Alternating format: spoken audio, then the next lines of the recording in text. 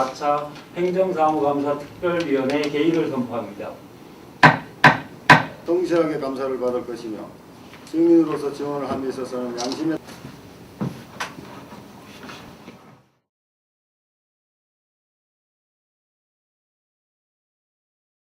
사서 올라가는 지를 두 개로 하려 했어요. 한 개를 더 증설을 하려 했어요. 이게 무산됐어요. 그 다음에 그 포토존을 만들려다가 또 무산됐어요. 현대단에서 만경사로 내려오는 댓글도 없어졌어요. 과장이 시장님대 보고에서 사인 났습니다. 의회에 와서 그렇게 하겠다 보고를 했어요. 그 다음 과장이 와서 다 이게 무산됐어요. 업무 인수인계가 정확히 안 되고 있는 현상이라니요. 네. 저는 지금 민박촌도 그렇고 또 체험공원도 그렇고 민간 위탁을 주면은 이게 이익을 창출하는데 수입 창출하는데 왜 간에서 하면은 이게 꼭 적자로 누적이 되는지 굉장히 아이러니하거든요.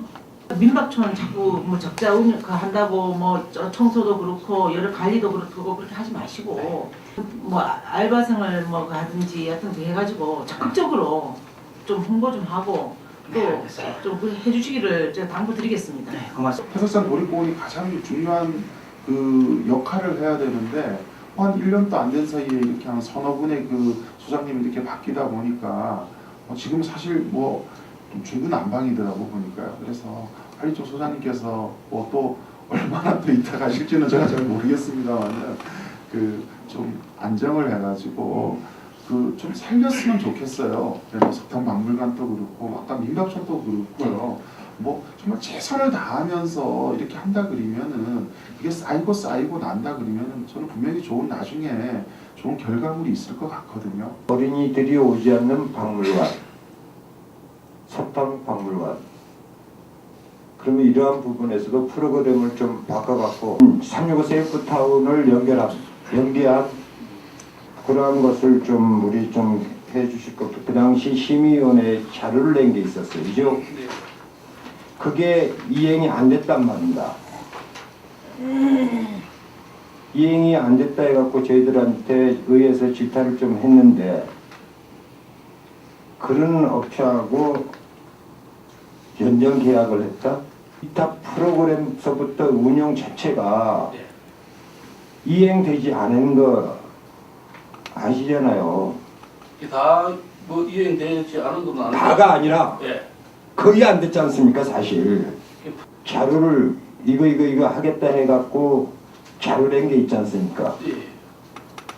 거기를 새로 전쟁 계약을 하면 평점을 어느 정도 매겨줘야 되잖아.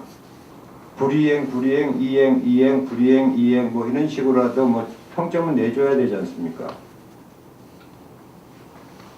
재위탁한 평가 근거가 있을 거 아니에요.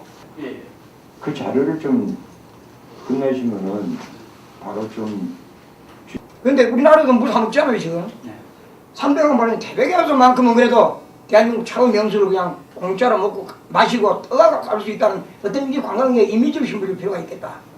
저는 그렇게 생각을 좀 해봅니다. 그래서 도립공원 광장에 그 호수 하나 뭐 대나무 호수든지 연결하면 되잖아요. 용종에서부터 연결 안 하는 거 아닙니다. 그 용종서 다 밑에 내려오잖아요.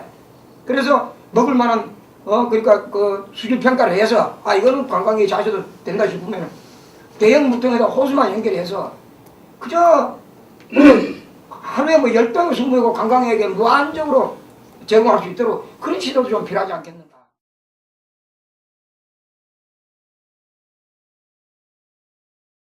강원도가 우리 과장님 말씀처럼 변명해갖고 공통 부분에 일자리 창출만을 했다고 수정 답변을 이래 내려놓은 것까지는 좋다는 얘기입니다. 그러나 제일 큰 문제가 어디냐면은 산통부였단 말입니다. 지금 산통부.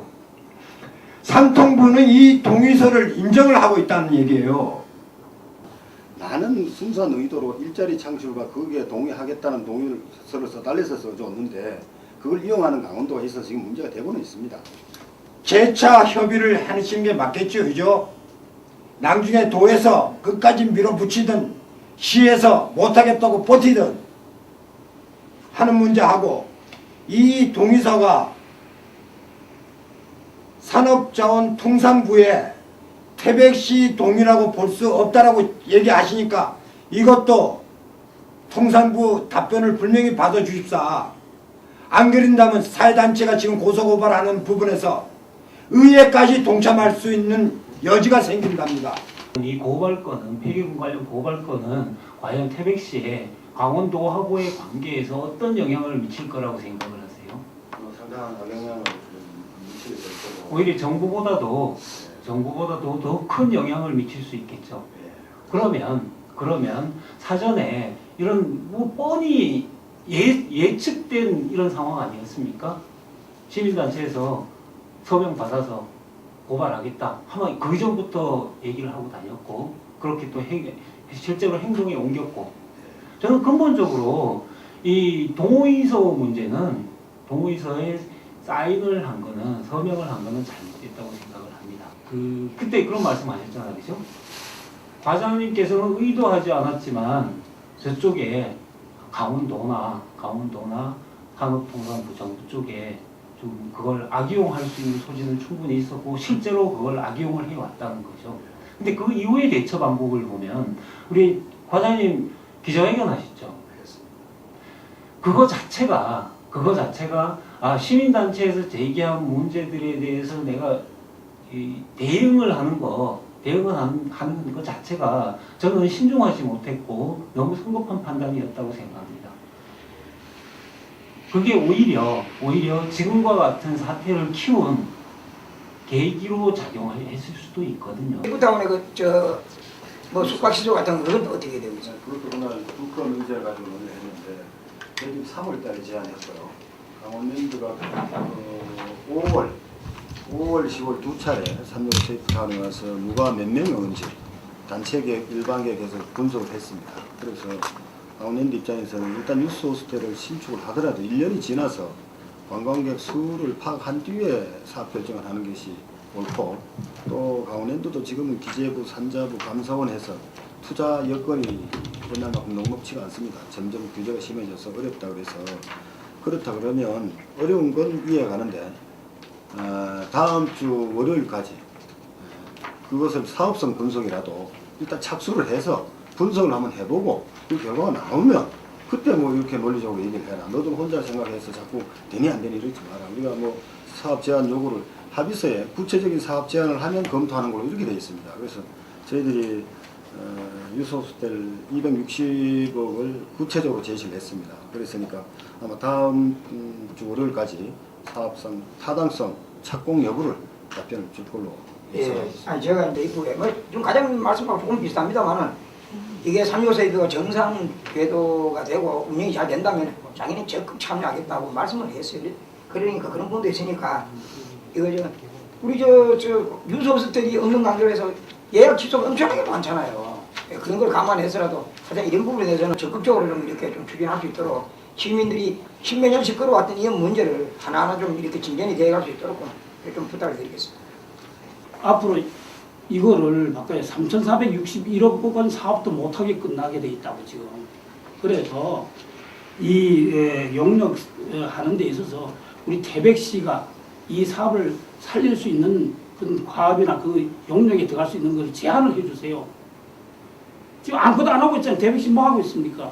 하고 있는 걸 잠깐 설명드릴까요? 그러니까 뭐 보상 문제를 떠나서 보상 문제는 당연한 거고 그거는 주민들 그 외에도 우리가 그 사업이 되도록 정말 예산이 3,460을 넘는 거라도 우리 의견을 반영시켜야 됩니다. 제가 그 분할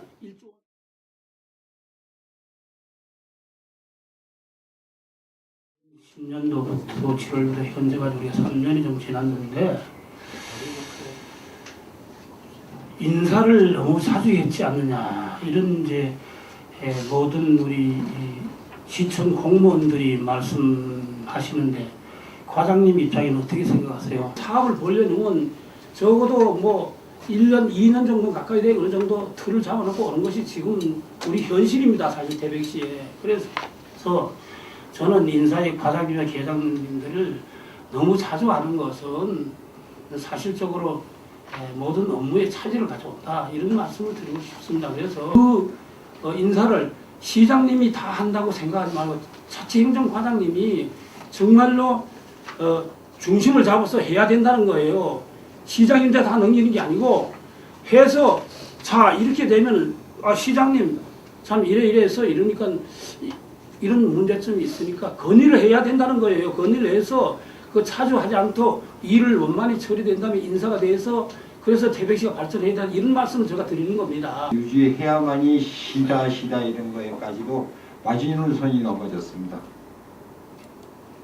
지금 뭐 철암동 같은 데는 우리 저 장성 시티타워를 짓고 나면은 철암동 같은 경우는 더 인구가 빠질 거라 보고 뭐 환경 탓으로만 돌리기도 좀 뭐하고 그래서 뭐 여러 가지 방법은 사실 뭐 뚜렷한 방법은 안 나오지만은 동에서 할 수 있는 역할이 뭔지도 좀 고민을 좀 같이 해줍사 시에서 또 이렇게 들어오는 업체들의 그런 입장을 제가 또 이렇게 들어보니까 정말 이거는 그 강공서에 할 수 없이 들어온다. 울자 겨자 먹기로 이제 막 들어올 수밖에 없다. 예를 들어서 지금 이제 뭐 한 80만 원에 이렇게 들어오면은 뭐 몰라요. 그분들 말씀이에요. 그분들. 그러니까 이제 AS 사실 한두 번 이렇게 해주고 나면은 실질적으로 이렇게 오히려 시에 이렇게 이런 식의 그런 경쟁 입찰을 시켰을 때는 들어오는 업체에 있어 갖고는 마이너스밖에 될 수가 없다라는 이제 그런 하소연을 제가 들었어요. 이제 물론 우리가 이제 뭐 다 장단점이 다 있다고 저는 생각이 들거든요. 물론 우리 공공에서 우리 또 이제 또 시민의 혈세를 또 아끼는 그런 차원에서는 당연히 또 그렇게 가야 되지만은 또 지역의 또 그런 업체들이 그 말이 사실이라면은 한번 고민할 이런 관내 업체를 대상으로 경쟁 입찰을 이렇게 붙여가지고 단가를 이렇게 정말 터무니없이 이렇게 떨어뜨리는 그런 부분에 있어갖고는 행정에서 한번 고민을 한번 해볼 필요가 있지 않나. 그래서 이보다 돈이 더 많이 나왔다. 이걸 룰 빌리지 사업이라고 할 수 있겠어요? 호수원에 돈이 나오지 않고 사업을 해야 된다는 거예요. 저 얘기는. 부담을 갖더라니까요. 주민자치위원장이고 뭐 등등 여러 사람들이 부담을 갖더라고요. 이걸 사업자 하는 사람들이. 자발적으로 내는 예산에 대해서는 스스로 내는 예산을 좀 통제를 해서 최대한으로 최소화시켜야 되는 거 아닙니까 이거? 하여튼 그 가이드라인을 그 필요하다면 가이드라인을 다시 만들어 보겠습니다. 지역에서 뭐 우리 축제할 때 행사를 많이 하거든요. 근데 의무만 많이 주어져요. 동도 마찬가지, 우리 통장님들도 마찬가지고. 실제로 좀 우리도 이 주민자치를 위해서 사실 그 우리 주민자치위원회가 방향이 지금도 그렇게 가고 있지 않습니까? 그죠? 실질적으로 주민자치가 되기 위해서는 그분들한테 권리도 줘야 되거든요. 그러기 위해서 작은 주민자치위원회 사업하는 거, 주민수거원 사업하는 거 하나하나를 정말 그분들이 직접적으로 참여하고 결정하고 이런 과정이 저는 꼭 필요하다고 생각합니다.